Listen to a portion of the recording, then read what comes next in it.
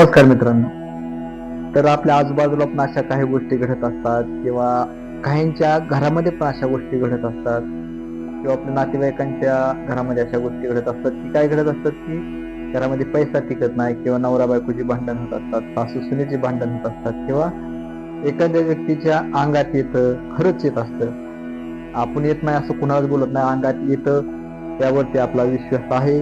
कुणाला काय म्हणायचं ते म्हणून द्या किंवा येत नाही म्हणलं तरी नाही येत, त्या गोष्टीत आपल्याला काही घेणं देणं नाही किंवा इंटरेस्ट नाही. घडलं काय होतं तेच मी तुम्हाला सांगणार आहे, कारण की अंगात येतं तर येतं, नाही येत तर नाही येत. किंवा भूत लागलं तर लागतंय, नाही लागत तर नाही लागत. असे प्रत्येकाचे वेगवेगळे प्रकारची भावना असते, ज्या ते भावनेने चालत असतं. तर मित्रांनो, खरोखरच एखाद्या व्यक्तीच्या अंगात येतं का किंवा त्या व्यक्तीच्या घरामध्ये खरोखरच पैसा राहत नाही किंवा त्या व्यक्तीच्या घरामध्ये सारखी भांडण लागत असतात. तर असो, झालं काय होतं, एक गावाचं नाव सांगत नाही, एक असं इंदापूर तालुक्यामध्ये गाव आहे.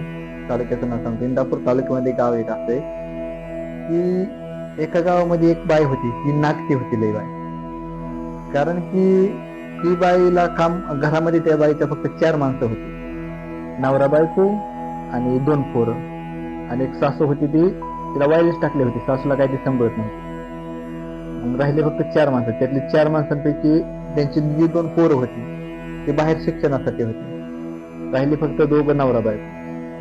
नवरा बायको राहिल्यानंतर ती बायको इतकी आळशी होती की घरातनं बाहेर पण येत नव्हती, रानात तर काम करतच नव्हती, सारं घरातनं पण बाहेर निघत नव्हती. बरं ठीक आहे, घरातनं बाहेर नका निघून दे, आपण म्हणतो की असेल एखाद्याला सवय. पण थोडंफार जरी काम करायचं म्हणलं किंवा सकाळच्या भाकरी कालवण करायचं म्हणलं किंवा संध्याकाळचं भाकरी कालवण करायचं म्हणलं तरी ती त्या भाकरी कालवण करायला कंटाळ करायची. तिने नाटक काय केलं तर नाटक असं केलं तिने की मला भूत लागलंय म्हणले. भूत लागले म्हणल्यानंतर त्यांच्या म्हणजे आता थोडं येड्यागत केलं. भूत लागल्यावर म्हणजे काय करायला लागतं, डायरेक्ट मला म्हणजे ती व्यक्ती म्हणत नाही की मला भूत लागले, तिने थोडं येड्यागत केलं. येड्यागत केल्यानंतर त्यांच्या नवऱ्याने त्यांना म्हणजे असं जे भूत काढतंय किंवा बाहेरची बाजू काढतंय त्या माणसाकडे नेलं. घरामध्ये सुरुवातीला नवनाथाचं पारायण लावलं. नवनाथाचं पारायण म्हणजे त्यावर आपला एकदम पूर्ण विश्वास आहे मित्रांनो, तुम्ही काय पण म्हणा. नवनाथाचं पारायण लावल्यानंतर ती बाय अशी येड्यागत करायची. मग आता ठीक आहे, नवनाथाचं पारायण लावल्यानंतर कसली जरी काळी जादू घरामध्ये असेल तर ती 100% निघून जाते, ह्यावर आपला पूर्ण विश्वास आहे. तर मग तिच्या घरामध्ये नवनाथाचं पारायण लावलं तरी ती व्यक्तीच्या अंगातलं काही गेलं नाही किंवा ती येड्यागत करायची राहिली. नवनाथाचं पारायण झाल्यावर तिला बामणांकडे नेलं बघायला.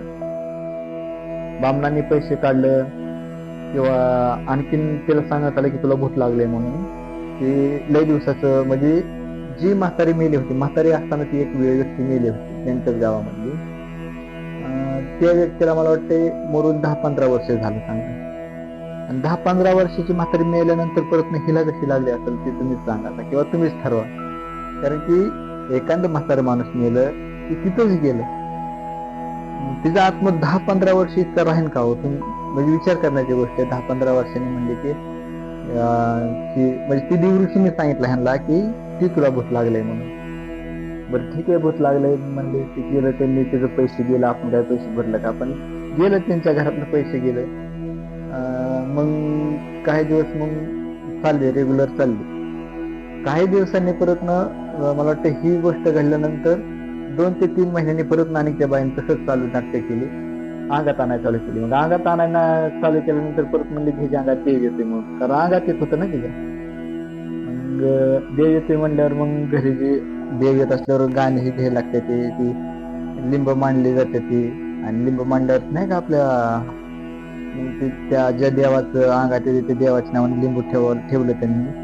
आणि ते लिंबू ठेवल्यावर म्हणजे गाणे घरी घेतल्यावर लिंबू ठेवली त्यांच्या घरी, सगळ्या म्हणजे 5-6 लिंबू ठेवली कुठल्या देवाच्या अंगात. म्हणजे ज्या 5-6 लिंबू ठेवलं, ज्या देवाच्या अंगात येतं हिंच्या त्या देवाचं लिंबू एक ठेवायचं, म्हणजे त्या देवाच्या नावाने एक लिंबू ठेवायचं आणि अशी 2-3 लिंबू ठेवायची, अशी ठेवते ती. कारण मी पण ती बघितलेलं आहे. आणि जर त्या व्यक्तीने आता समजा ह्या व्यक्तीच्या अंगात लक्ष्मी येत असेल तर लक्ष्मी याच्या नावाने ते लिंबू ठेवायचं आणि तीच जर लिंबू उचललं तर मनाचं खरोखर हिच्या अंगात लक्ष्मी येते. तिला नकळत ठेवावं लागतात पण ती लिंब. मग ती कार्यक्रम त्यांच्या घरी त्या दिवशी ठेवला, अंगात यायचं ती लिंबाचा ठेवला कार्यक्रम. त्या व्यक्तीच्या अंगात आलं, तिला नकळत लिंबू ठेवलं, त्या व्यक्तीच्या अंगात आलं. अंगात आल्यावर जी लक्ष्मी म्हणजे लक्ष्मीची जे अंगात वार होतं ही म्हणजे माझ्या अंगात येत आहे, ती लिंबू त्या व्यक्तीने उचलायला सोडून दुसरंच लिंबू उचलला, कारण की काय तर माहित नव्हतं. मग आता उचलायचं काय, तिला जाणून आलं की आता कसं व्हायचं काय व्हायचं, आणि तिने दुसरंच लिंबू उचललं. परत म्हणायला लागले की नाही नाही, हे जे अंगात येत नाही, तिला बाहेरचीच बाजू लागलेली. म्हणजे मित्रांनो, ह्या सांगायचं तात्पर्य म्हणजे हे असं की घरातलीच व्यक्ती, घरातलाच पैसा घरामध्ये टिकून देत नाही. ती पैसा गेला कुणाला, बाहेरच्या व्यक्तीला, दिवृषांना, हे जी गाणी घेते किंवा लिंब ठेवते ती ह्यांना गेला. म्हणजे आपण म्हणलं की घरातला पैसा टिकत नाही. सांगायचं तात्पर्य म्हणजे घरातलीच व्यक्ती घरातला पैसा घरामध्ये टिकून ठेवत नाही. असं झाल्यानंतर घरातला पैसा बाहेर गेल्यानंतर जे पैसा घरामध्ये आणते म्हणजे नवरदेव, म्हणजे थोडंफार असं विचलित होतच ना, इतकं कष्ट करून पैसे आणायचं, अशा गोष्टीला घरायचं, बाहेरच्या व्यक्तीला द्यायचं. साहजिकच नवरा बायकोची भांडणं होणं, म्हणून ही नवरा बायकोची पण भांडणं होत असतात. त्यामुळे घरातली व्यक्ती चांगली असली पाहिजे, घरातली व्यक्ती नाटकी नसली पाहिजे. महत्वाचं म्हणजे घरामध्ये नेऊन तो पैसा येईल जाईल ह्या गोष्टी वेगळ्या आल्या. घरामध्ये एक वेळ जेवाय नसलं तरी चालेल, पण नवरा बायकोने एकमेकाला साथ दिलेली पाहिजे मित्रांनो शेवटपर्यंत. हे असं नाटक करायचं म्हणल्यावर ह्याला संसार होत नाही. तर अशी स्टोरी किंवा असेच किस्से जाणून घेण्यासाठी मित्रांनो चॅनलवर सबस्क्राईब करा.